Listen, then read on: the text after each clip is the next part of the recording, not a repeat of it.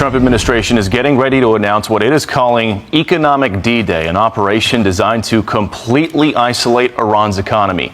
Here to give us some analysis on all of this is General Jack Keane. General, good morning to you. Thanks for coming on today. So it looks like President Trump is deciding to hold off on kinetic military action, at least for now, and he's opting instead to try to strangle Iran economically. Treasury Secretary Scott Bessent has a big announcement this afternoon. Here's how he is teasing it. He says, quote, "We're now entering the end game. At dawn begins an economic D-Day, the single greatest financial offensive ever marshaled against an adversary. Our objective is to sever every economic lifeline that sustains the tyrannical regime until Tehran stands alone." General, what do you think of the strategy here?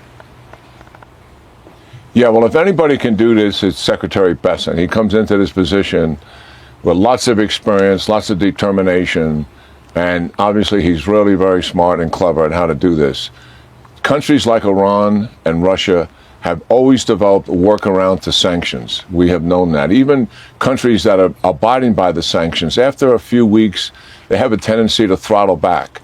And it really takes U.S. enforcement and supervision, day in, day out, hour by hour, to make certain that those sanctions are really being executed. And that takes a whole team to do something like that. I'm assuming he's putting together even a larger team, more like a task force, to be able to accomplish this. What he's actually saying here is that all trade and all business with Iran will stop.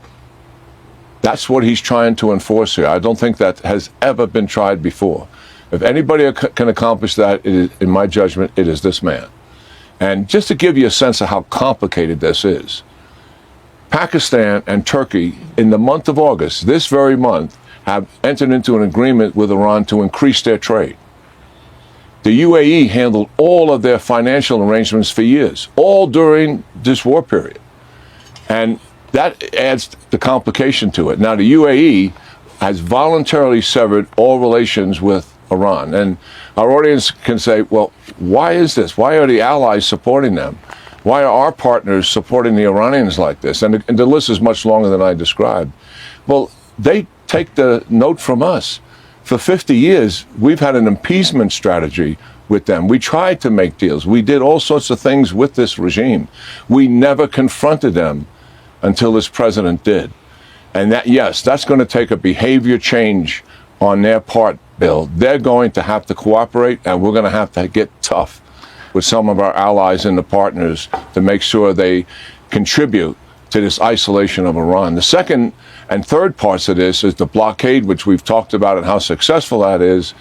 All of the revenue sources that Iran gets from trading through their ports is shut off. And then the third thing, and we're talking about the success it's achieving, is opening up the Straits of Hormuz off the coast of Oman. The task force from the 82nd is doing that for the CENTCOM commander, and they're increasing that traffic through there. 200 last week, 150 the week before, less than 100 the week before that. All moving in the right direction. Still a far cry from 130 ships per day transiting through there. I'm sure the market is seeing the trend is moving in the right direction.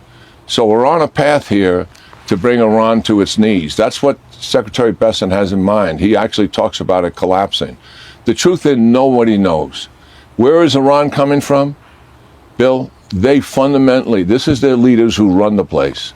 They believe they can outlast the United States here.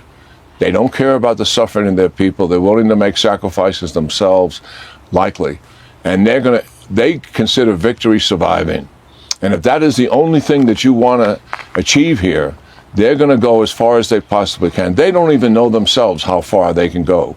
We're going to find out here as we move down this path. And if they do what I think they're likely to do, which is increase the violence to demonstrate that this plan of President Trump's is not working prior to the midterms, then the president will respond very decisively against something.